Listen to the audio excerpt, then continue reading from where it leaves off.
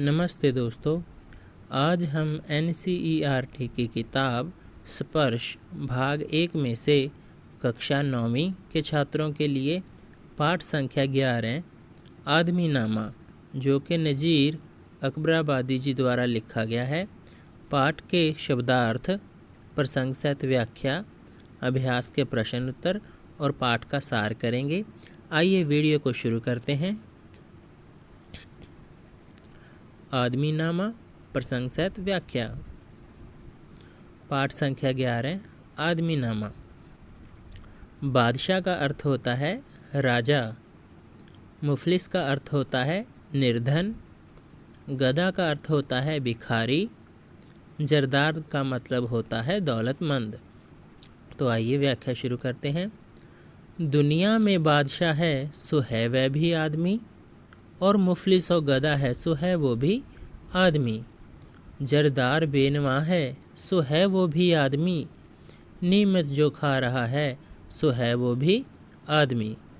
टुकड़े जो चबा रहा है सो है वो भी आदमी।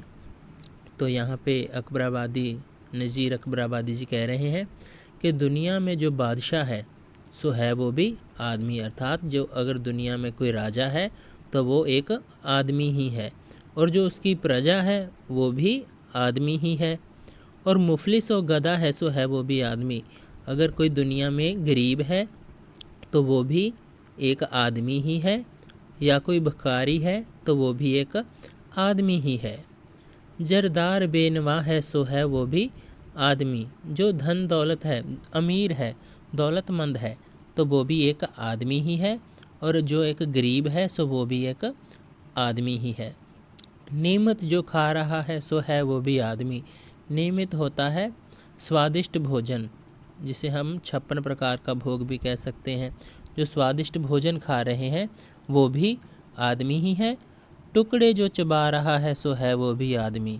टुकड़े अर्थात रूखी सूखी खाकर जो अपने जीवन का बसर कर रहा है, जीवन का गुजारा कर रहा है, वो भी आदमी ही है। उसके बारे में बताया है कि आदमी अच्छा भी है और बुरा भी है। अगर दुनिया में कोई राजा है वो भी एक आदमी है, और उसकी जो प्रजा है वो भी आदमी है। अगर दुनिया में कोई अमीर है तो वो भी आदमी है, और गरीब है वो भी आदमी है, और कोई भिखारी है तो वो भी आदमी ही है। अगर कोई दौलतमंद है तो वो भी आदमी ही है। नीमत जो खा रहा है, अर्थात जो स्वादिष्ट भोजन कर रहा है, वो भी आदमी है, और जो रूखी सूखी खाकर अपना जीवन गुजार रहा है वो भी आदमी ही है। तो आइए इसका प्रसंग करते हैं। प्रसंग है, प्रस्तुत पंक्तियां हमारी हिंदी की पाठ्य पुस्तक स्पर्श भाग 1 में शामिल कवि नज़ीर अकबराबादी द्वारा रचित कविता आदमी नामा में से ली गई हैं। इस कविता में कवि ने हर प्रकार के आदमियों का वर्णन किया है। तो हर एक प्रसंग में ये 3 चीज़ें ज़रूर लिखनी होती हैं: एक किताब का नाम, एक कवि का नाम और एक कविता का नाम। ये तीनों चीज़ें लिखने पर आपके जो प्रसंग के अंक हैं वो आपको मिल जाते हैं। तो आइए अब इसकी व्याख्या करते हैं। व्याख्या है, कवि कहता है कि दुनिया में तरह तरह के आदमी होते हैं। दुनिया में चाहे कोई राजा हो या कोई आम इंसान हो, सभी आदमी ही हैं। अलग अलग आदमी की अलग अलग जिम्मेदारियां होती हैं। कवि कहता है कि चाहे कोई धनी हो या निर्धन हो, दोनों आदमी ही हैं। हर आदमी की अपनी अलग जीवन शैली होती है। यदि कोई मालदार या दौलतमंद भी है तो वह भी आदमी ही है। कवि के कहने का तात्पर्य है कि अलग अलग आदमी अलग अलग काम करते हैं, अलग अलग व्यवहार करते हैं और अलग अलग गुणों वाले होते हैं। कवि ये भी स्पष्ट करता है कि जो कोई स्वादिष्ट भोजन खा रहा है वो भी आदमी है, और जो सूखे टुकड़ों पर पल रहा है वो भी आदमी ही है। पद संख्या 2। इमाम का मतलब होता है नमाज पढ़ने वाला व्यक्ति। खुतबाखवा का मतलब होता है कुरान शरीफ का अर्थ बताने वाला व्यक्ति। तारता का मतलब होता है भांप लेना या नज़र रखने वाला। तो आगे है, मस्जिद भी आदमी ने बनाई है या मियाँ, बनते हैं आदमी ही इमाम और खुतबा ख्वां, पढ़ते हैं आदमी ही कुरान और नमाजियाँ, और आदमी ही उनकी चुराते हैं जूतियाँ, जो उनको ताड़ता है सो है वो भी आदमी। तो यहाँ पे नज़ीर जी कह रहे हैं कि जो मस्जिद है वो भी आदमी द्वारा ही बनाई गई है, और जो मस्जिद में नमाज पढ़ने और कुरान शरीफ पढ़ने आते हैं वो भी आदमी ही हैं। तो जो इमाम होते हैं वो इमाम होते हैं नमाज पढ़ने वाले, और खुतबा ख्वा होते हैं जो कुरान शरीफ पढ़ने के बाद अर्थ बताते हैं।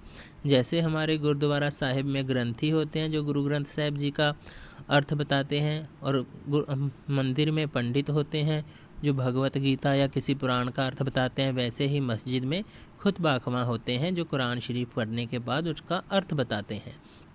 तो वो कह रहे हैं कि जो यहाँ पे नमाज पढ़ने आते हैं वो भी आदमी है, और जो अंदर बैठा कुरान शरीफ के अर्थ बताने वाला है वो भी आदमी ही है, और जो यहाँ पे इमाम बनते हैं वो भी आदमी हैं, और जो खुतबा ख्वा बनता है वो भी आदमी ही है, और आदमी ही कुरान और नमाज यहाँ पढ़ने आते हैं, और जो बाहर जूतियाँ चुराते हैं वो भी आदमी ही हैं। किसी भी धार्मिक स्थान से चप्पल चोरी हो गई या बूट चोरी हो गए तो वो कह रहे हैं कि उसको चुराने वाला भी एक आदमी ही होता है, और जो उनको ताड़ता है सो वो भी आदमी, जो उसको नज़र कर रख रहा है, जो पहरेदार कह सकते हो या जो देख रहा है, तो वो भी आदमी ही है। तो यहाँ पे उन्होंने कहा है कि जो आदमी है वो बुरे कर्म भी करता है और अच्छे कर्म भी करता है। तो बुराई करने वाला भी आदमी ही है और अच्छाई करने वाला भी आदमी ही है, पुण्य करने वाला भी आदमी ही है और पाप करने वाला भी आदमी ही है। तो मस्जिद भी आदमी ने बनाई है या मियाँ, बनते हैं आदमी ही इमाम और खुतबा ख्वा, पढ़ते हैं आदमी ही कुरान और नमाजियाँ, और आदमी ही उनकी चुराते हैं जूतियाँ, और जो उनको ताड़ता है सो है वो भी आदमी। तो इसका प्रसंग है, प्रस्तुत पंक्तियाँ हमारी हिंदी की पाठ्य पुस्तक स्पर्श भाग 1 में शामिल कवि नज़ीर अकबराबादी द्वारा रचित कविता आदमी नामा में से ली गई हैं। इन पंक्तियों में कवि ने हर प्रकार के आदमियों के कर्मों का वर्णन किया है। अब इसकी व्याख्या करते हैं। कवि आदमी को आईना दिखाते हुए कहता है कि जिसने मस्जिद बनाई है, नमाज और कुरान को बनाने वाले भी आदमी ही हैं, और उस मस्जिद में नमाज पढ़ने और पढ़वाने वाले भी आदमी ही हैं। मस्जिद के बाहर से जूते चुराने वाला भी आदमी है और उस पर नज़र रखने वाला भी आदमी है। कवि के कहने का अभिप्राय ये है कि पाप करने वाला भी आदमी है और पुण्य करने वाला भी आदमी ही है।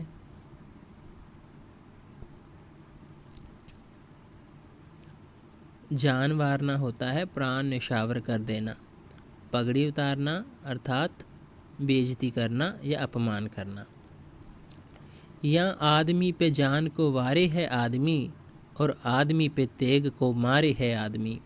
पगड़ी भी आदमी की उतारे है आदमी, चिल्ला के आदमी को पुकारे है आदमी, और सुन के दौड़ता है सो है वो भी आदमी। तो यहाँ पे जो नज़ीर जी हैं वो कह रहे हैं, यहाँ आदमी पे जान को वारे हैं आदमी, अर्थात किसी के जान की रक्षा के लिए अपनी जान वार देना वो भी आदमी ही करता है। अर्थात किसी के मन को खुशी देने के लिए या किसी की जान बचाने के लिए या किसकी रक्षा करने के लिए जो जान वार देता है वो आदमी ही होता है। और आदमी पे तेग को मारे है आदमी, और जो किसी की जान लेता है तो जान लेने वाला भी आदमी ही होता है। जान बचाने वाला भी आदमी होता है और जान लेने वाला भी आदमी होता है। अर्थात आदमी पे तेग को मारे है आदमी, आदमी के ऊपर तलवार चलाने वाला भी वो आदमी ही होता है। पगड़ी भी आदमी की उतारे है आदमी, पगड़ी उतारना मतलब बेइज्जती करना या इज्जत उसकी उछालना। तो पगड़ी भी आदमी की उतारे है आदमी, तो जो किसी के बेइज्जती करते हैं या अपमान करते हैं तो वो अपमान करने वाला भी आदमी होता है, और जिसका अपमान हो रहा है, जिसकी बेइज्जती हो रही है, वो भी आदमी ही होता है। चिल्ला के आदमी को पुकारे है आदमी, मुसीबत पड़ने पर जो चिल्लाता है तो वो आदमी ही होता है, और जिसको पुकारता है वो भी आदमी ही होता है। अर्थात चिल्ला के किसी को जो पुकारता है वो आदमी आदमी को ही पुकारता है, और सुन के दौड़ता है सो है वो भी आदमी, और जो उसकी पुकार सुनकर दौड़ता चला आता है उसकी सहायता के लिए, उसकी मदद के लिए, तो वो भी आदमी ही होता है। तो यहाँ आदमी पे जान को वारे है आदमी, और आदमी पे तेग को मारे है आदमी। पगड़ी भी आदमी की उतारे है आदमी, चिल्ला के आदमी को पुकारे है आदमी, और सुन के दौड़ता है सो है वो भी आदमी। प्रस्तुत पंक्तियाँ हमारी हिंदी की पाठ्य पुस्तक स्पर्श भाग 1 में शामिल कवि नज़ीर अकबराबादी द्वारा रचित कविता आदमी नामा में से ली गई हैं। इन पंक्तियों में कवि ने हर प्रकार के आदमियों को सच का आईना दिखाया है। व्याख्या।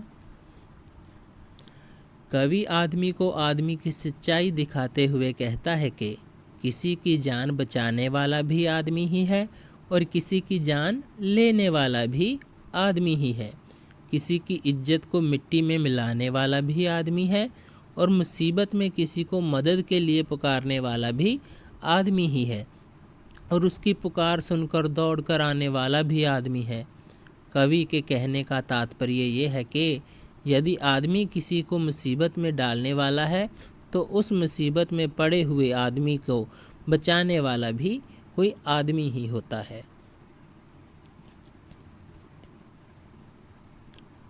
अशराफ का मतलब होता है शरीफ शब्द का बहुवचन। शाह राजा या सम्राट को कहते हैं, वजीर मंत्री को कहते हैं, दिल पंजीर जो दिल को अच्छा लगे, मुरीद भगत शिष्य या चाहने वाला, पीर धर्मगुरु संत को भी कह सकते हैं या भगवान के भक्त को भी कहते हैं। नज़ीर कवि का नाम है नज़ीर अकबराबादी, या मिसाल के तौर पे भी नज़ीर शब्द का प्रयोग किया गया है। कार्य मतलब काम, कार्य। अशराफ और कमीने से ले शाता वजीर, ये आदमी ही करते हैं सब कार्य दिल पंजीर। या आदमी मुरीद है और आदमी ही पीर, अच्छा भी आदमी ही कहाता है नज़ीर, और सब में जो बुरा है सो है वो भी आदमी। तो यहाँ पे जो कवि नज़ीर अकबराबादी जी हैं वो कह रहे हैं कि अशराफ और कमीने से ले शाता वज़ीर, अर्थात जो आदमी है वो शरीफों में शरीफ भी है और कमीनों में कमीना भी है। कुछ आदमी ऐसे हैं जो बहुत ही शरीफ हैं, और जो कमीने हैं वो भी आदमी ही हैं, और जो दिल को अच्छा लगे ऐसे काम करते हैं तो वो ऐसा काम करने वाला भी आदमी ही होता है। अर्थात किसी के दिल को खुशी देने वाला, किसी को प्रसन्न करने वाला भी आदमी ही होता है। या आदमी मुरीद है और आदमी ही पीर, तो कोई जो भगत होता है वो भी आदमी ही होता है, और जो पीर होता है, धर्मगुरु या संत होता है, तो वो भी एक आदमी ही होता है। आदमी ही पीर है और आदमी ही उसका भगत है। ठीक है, तो अच्छा भी आदमी ही कहाता है नज़ीर, कि दुनिया में अच्छे काम करके जो अच्छा कहलाता है वो भी एक आदमी ही होता है, और जो सब में जो बुरा है सो है वो भी आदमी। अर्थात एक व्यक्ति अच्छा भी है और जो आदमी बुरे से बुरा भी है। तो यहाँ पे शरीफ भी है आदमी और कमीना भी है, और आदमी ऐसे काम भी करते हैं जो दूसरों के दिल को खुशी दे, प्रसन्नता दे। और यहाँ पे जो पीर है, गुरु है, धर्मगुरु या संत है, तो वो भी एक आदमी है, और उसका जो भगत है, जो उसका शिष्य है, तो वो भी एक आदमी ही है। और जो अच्छा कहलाता है वो भी एक आदमी है, और जो सबसे बुरा कहलाता है वो भी एक आदमी ही है। प्रस्तुत पंक्तियाँ हमारी हिंदी की पाठ्य पुस्तक स्पर्श भाग 1 में शामिल कवि नज़ीर अकबराबादी द्वारा रचित कविता आदमी नामा में से ली गई हैं। इन पंक्तियों में कवि ने हर प्रकार के आदमियों को सच का आईना दिखाया है। तो व्याख्या है, कवि आदमी को आदमी की सच्चाई का आईना दिखाते हुए कहता है कि शरीफ से लेकर कमीने तक सभी आदमी हैं और राजा से लेकर मंत्री तक भी सभी आदमी ही हैं। कवि कहता है कि वह आदमी ही है जो किसी दूसरे आदमी के दिल को खुश करने वाला काम करता है। वह आदमी ही है जो संसार में संत की भूमिका निभाता है और वह भी आदमी ही होता है जो उस संत का भगत होता है। कवि ये भी कहता है कि आदमी अच्छा भी होता है और कभी कभी बुरा भी आदमी ही बन जाता है। तो ये थी हमारी प्रसंगसहित व्याख्या। अब हम पाठ का सार करेंगे। आदमी नामा पाठ का सार। सार होता है कविता को जितनी आपको समझ आई है उसको आप अपने शब्दों में लिख दीजिएगा तो वो पाठ का सार हो जाता है। तो आइए पाठ का सार करते हैं। यहाँ पर मियाँ नज़ीर की 4 नज़में दी गई हैं। मियाँ नज़ीर राह चलते नज़में कहने के लिए मशहूर थे। वह आते जाते हमेशा नज़में कहते रहते थे। प्रस्तुत नज़म आदमी नामा में नज़ीर ने कुदरत के सबसे नायाब बिरादर आदमी को आईना दिखाते हुए उसकी अच्छाइयों, सीमाओं और संभावनाओं से परिचित करवाया है। कवि कहता है कि दुनिया में तरह तरह के आदमी होते हैं। दुनिया में चाहे कोई राजा हो या कोई आम इंसान हो, सभी आदमी ही हैं। चाहे कोई धनी हो या निर्धन हो, दोनों आदमी ही हैं। हर आदमी की अपनी अपनी जीवन शैली होती है। यदि कोई मालदार है या दौलतमंद भी है तो वह भी एक आदमी ही है।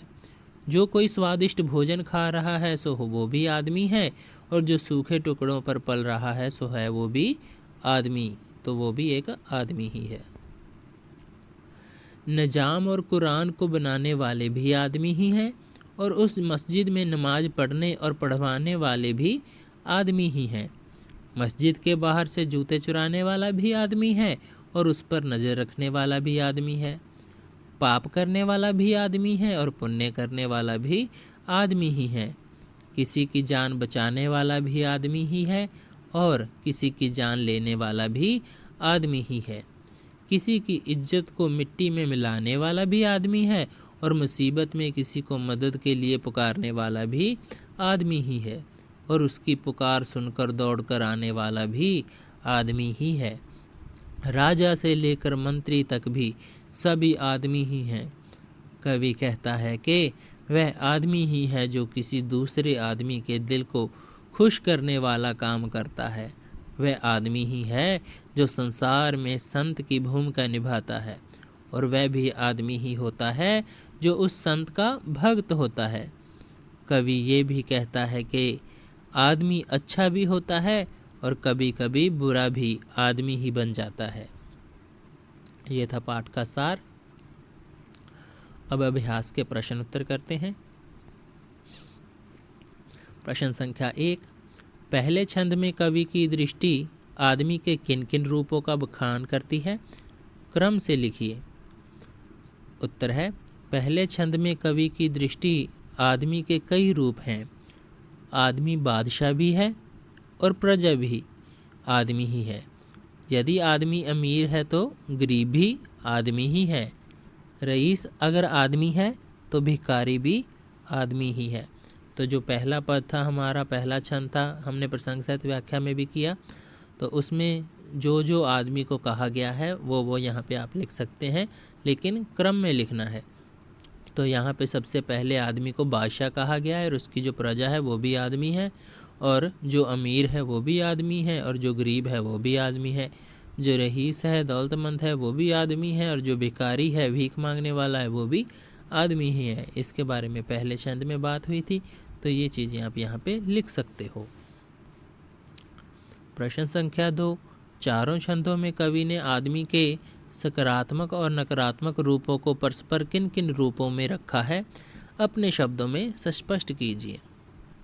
उत्तर है, चारों छंदों में कवि के अनुसार अच्छे लोग, बुरे लोग, अमीर गरीब, दूसरों की भलाई करने वाले, बुराई करने वाले, धर्मात्मा और पापी आदमी होते हैं। तो सकारात्मक और नकारात्मक दोनों रूपों के बारे में लिखना है कि कवि ने किन किन रूपों में इन्हें रखा है। तो जो सकारात्मक हैं तो वो अच्छे लोग, अमीर, दूसरों की भलाई करने वाले, धर्मात्मा हैं। तो जो नकारात्मक हैं उसमें आ जाते हैं बुरे लोग, गरीब या बुराई करने वाले या पापी। तो ये वाले नकारात्मक है। तो साथ साथ में लिखना है तो ऐसे लिख सकते हैं चारों छंदों के अनुसार। अच्छे लोग, बुरे लोग, अमीर और गरीब, दूसरों की भलाई करने वाले, बुराई करने वाले, धर्मात्मा और पापी आदमी होते हैं। प्रश्न संख्या 3, आदमी नामा शीर्षक कविता के इन अंशों को पढ़कर आपके मन में मनुष्य के प्रति क्या धारणा बनती है?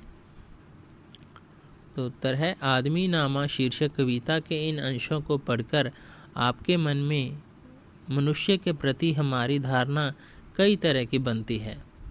मनुष्य कई तरह के होते हैं, कोई अच्छा होता है तो कोई बुरा, कोई आलीशान महलों में रहता है तो कोई उस महल को बनाने वाला मजदूर किसी झोंपड़ी में रहता है, कोई धर्मात्मा होता है तो कोई पापी होता है।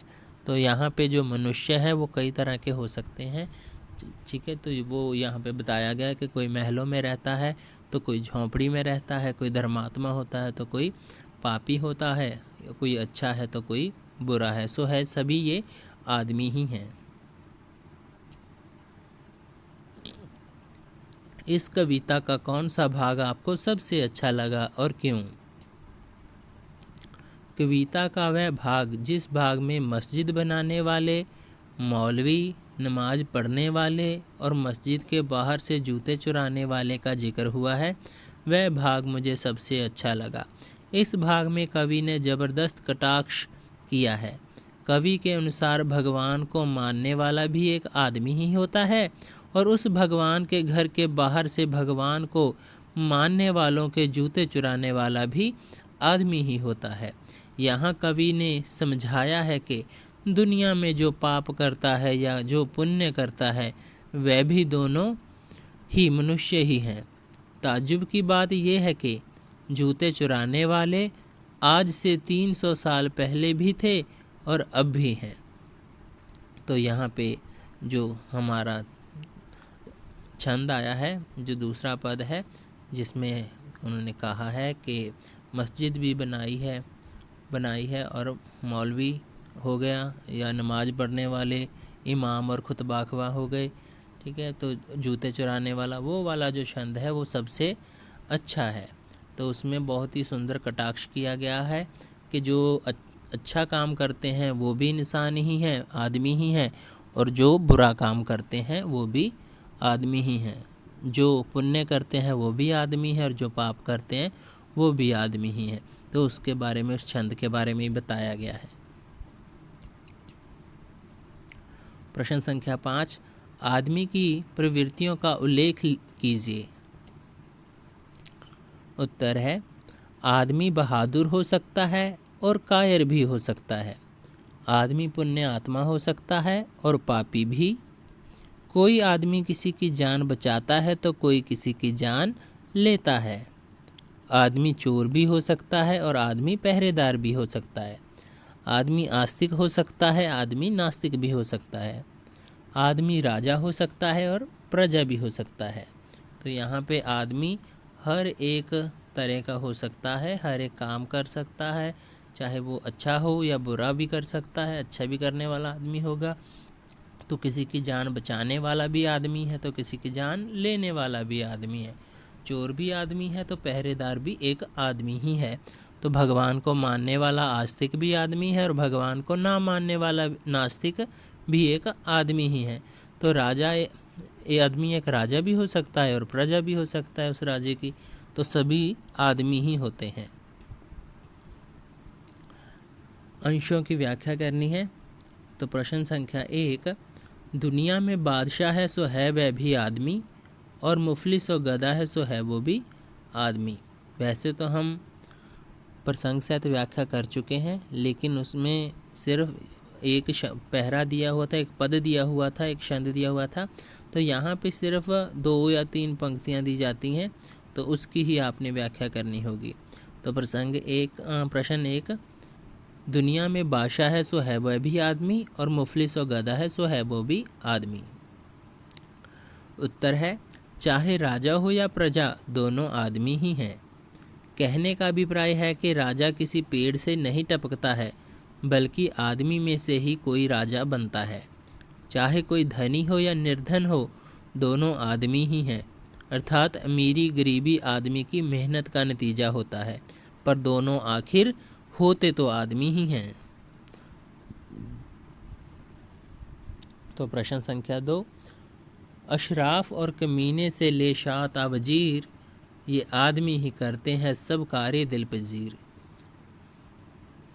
शरीफ से लेकर कमीने तक और राजा से लेकर मंत्री तक सभी आदमी ही हैं। वे आदमी ही हैं जो किसी दूसरे आदमी के दिल को खुश करने वाला काम करता है।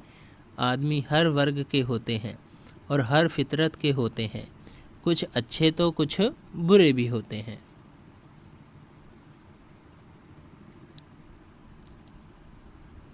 अब व्यंग स्पष्ट करना है हमने। तो देखिए प्रश्न संख्या 1, पढ़ते हैं आदमी ही कुरान और नमाजियाँ, और आदमी ही उनकी चुराते हैं जूतियाँ।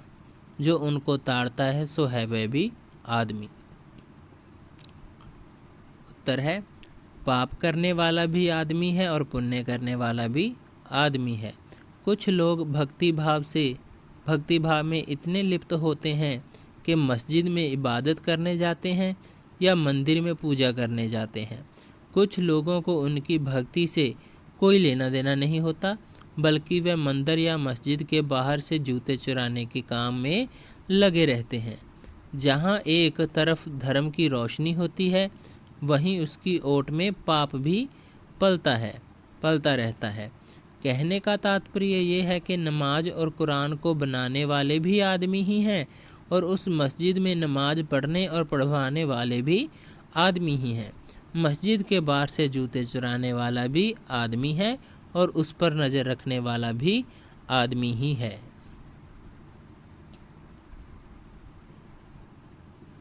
पगड़ी भी आदमी की उतारे है आदमी, चिल्ला के आदमी को पुकारे है आदमी, और सुन के दौड़ता है सो है वो भी आदमी।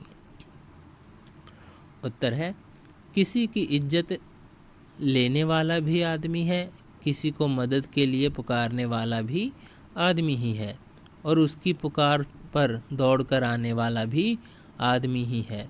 इसी दुनिया में कुछ ऐसे लोग मिल जाएंगे जो दूसरे की इज्जत उतारने में लगे रहते हैं, तो कुछ ऐसे लोग भी मिल जाएंगे जो किसी की मान मर्यादा रखने में कोई कसर नहीं छोड़ते।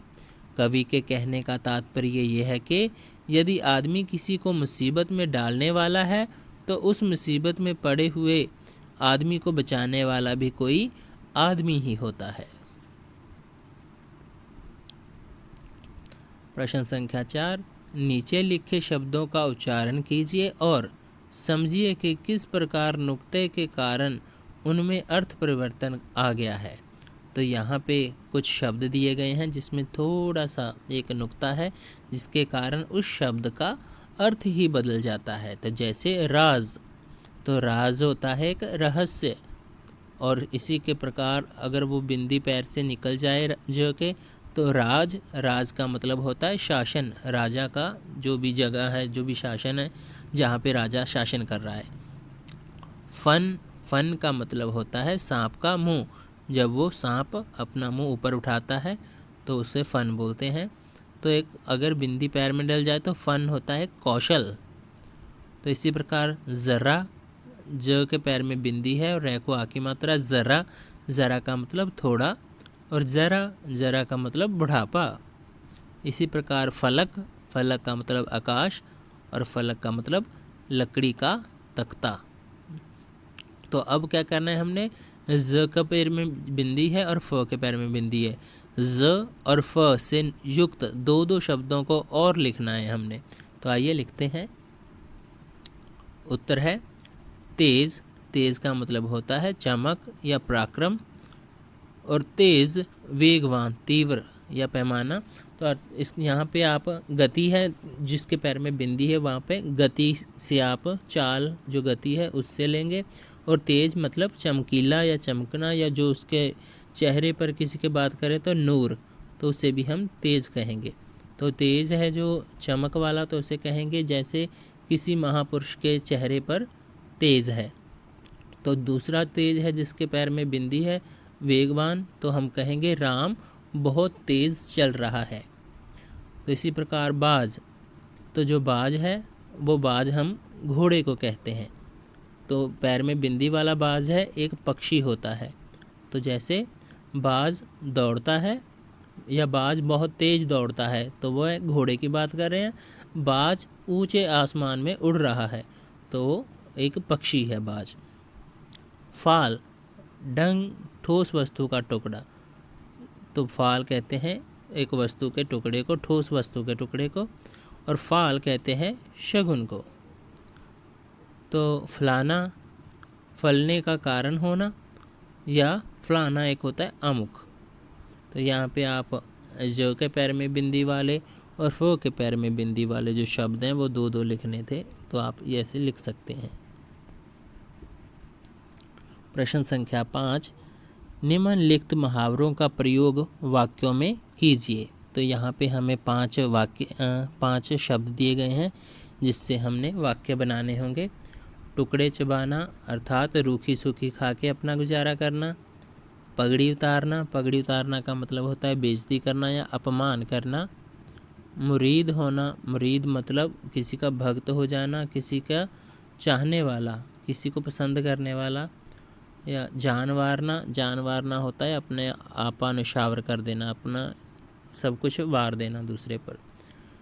तेग मारना मतलब तलवार मारना किसी को। तो आइए इसके मुहावरों के वाक्य बनाते हैं। टुकड़े चबाना, टुकड़े चबाना मतलब रूखी सूखी खाना। गरीबी के कारण उसे टुकड़े चबाने पड़ रहे हैं, तो रूखा सूखा खा के अपना जीवन गुजार रहा है कोई, तो वो गरीबी के कारण है। तो पगड़ी उतारना, पगड़ी उतारना मतलब बेइज्जती करना या अपमान करना। तो मोहन ने सोहन की पगड़ी उतार दी। मुरीद होना, मुरीद होना मतलब किसी को चाहना या भगत हो जाना या शिष्य बन जाना किसी का। तो गायक का फन देखकर लोग उसके मुरीद हो गए। तो इसी प्रकार जानवारना, जानवारना मतलब अपना आपा निशावर कर देना। तो देश की रक्षा के लिए सैनिक अपनी जान वार देते हैं। तो इसी प्रकार तेग मारना का अर्थ होता है तलवार चलाना या तलवार मारना किसी को। तो तेग मारकर उसने तो अपना ही नुकसान कर लिया।